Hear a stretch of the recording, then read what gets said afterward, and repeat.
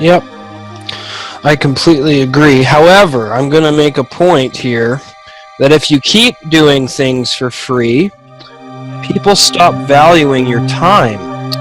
And we learned that when we were in mentoring for free, because I put in so much time into that program.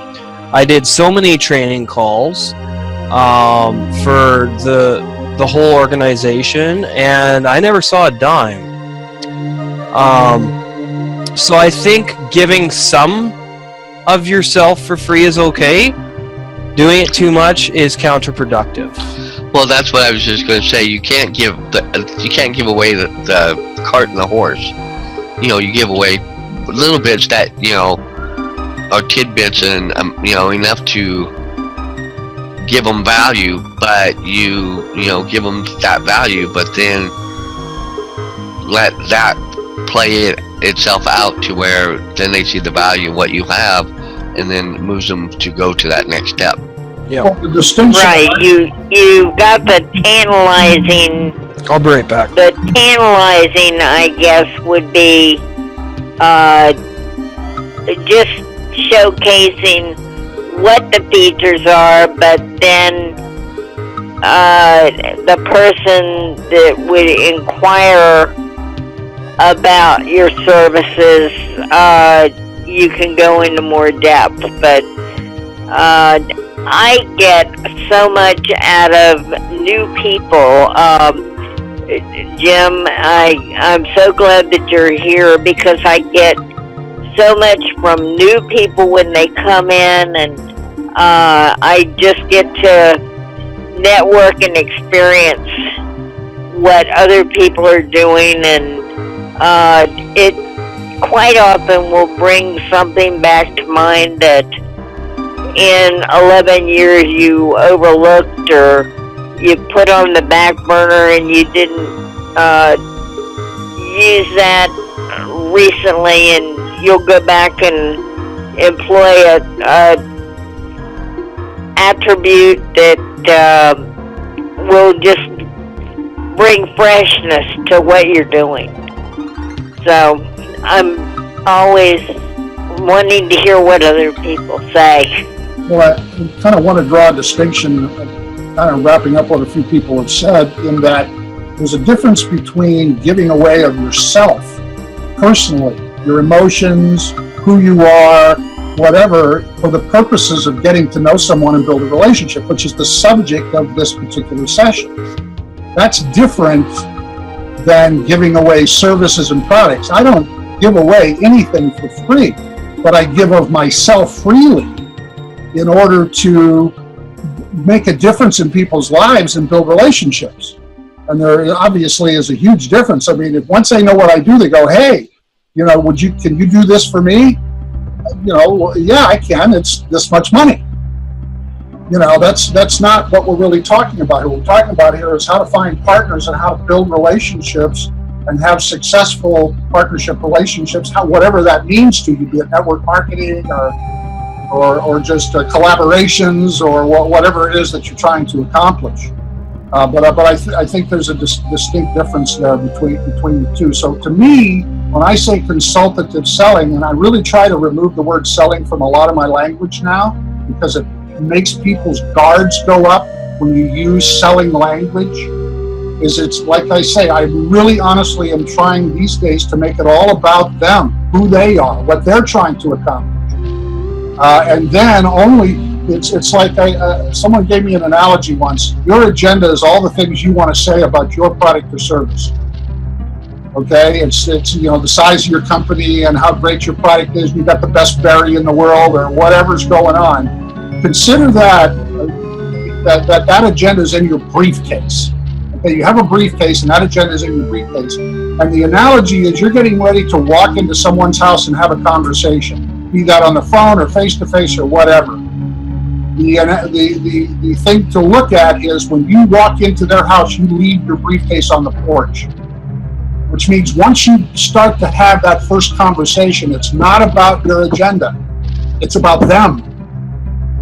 And when you make it about them, you remove all of the sales jargon, you take away all of the pressure, and it's all just about getting to know them and building a relationship. That's my 2 cents about it. Thank you for your 2 cents. Actually, what we're doing here is a consultative selling, and I've seen so many YouTube videos where they give great value, whoever I'm watching, and people are so attracted to it. They're like, what's this person do? What do they sell? What are they all about?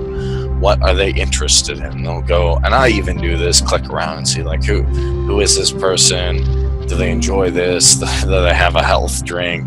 All this goofy stuff that I wouldn't have looked at if they weren't offering real value.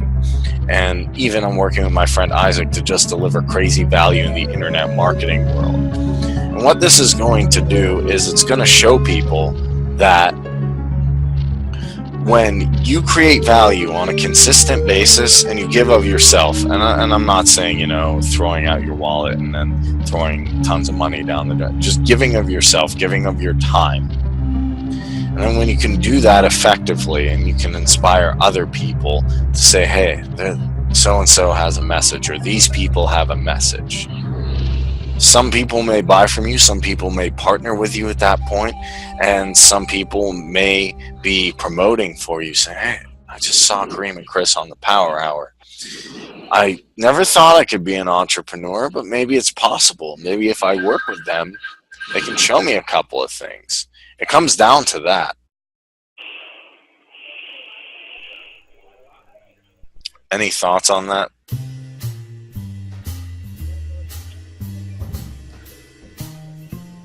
Well, I think that you kind of just really encapsulated it, everything that we've been talking about is because people are drawn to value and getting something they perceive out of it, without them having to put a lot of effort into receiving it. And so the more genuine we are, and I love, he left. James's. Jim. I love his idea of leaving the briefcase on the porch, so when you go in there, you're focused on them, and you're I like the picture that he described. I like the analogy and the way he portrayed that. It was just interesting because, like you said, then you have to take it off yourself because you don't have any of your stuff right there to remind you that, oh, you got to do this. So like you were saying at the beginning, Kareem, oh, well, you want to hit this point at this point in time to drive home this idea. You wanted this to be more of a spontaneous and free-flowing, and whatever comes out. And I think, sometimes that's what people are looking for, is that just the realness and the genuineness and authenticity of valuing them. Yeah. Well, real value comes from what's going on in your mind. Like if I gave you guys all a script and say the Power Hour is awesome, say this is how to find a great business partner, then we're really not working together. You're just kind of working for me. I'm your boss telling you, say this, do that, and then you don't want to be a yes man, and you don't want to be someone who's reading off a script. Trust me, I know. I do it on Fiverr.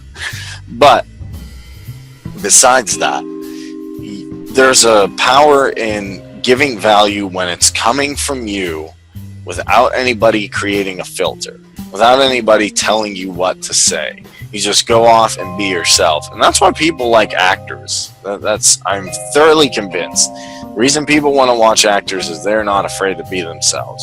Not only are they not afraid to be themselves, they're not afraid to go on camera and be themselves. And that's what I salute you guys doing here. Even if you're on the phone, you're showing up and you're working with us. And funny enough, when you can find someone like that who's willing to be real, willing to be themselves, no matter what situation they're in, that's a good sign that you might have a potential business partner.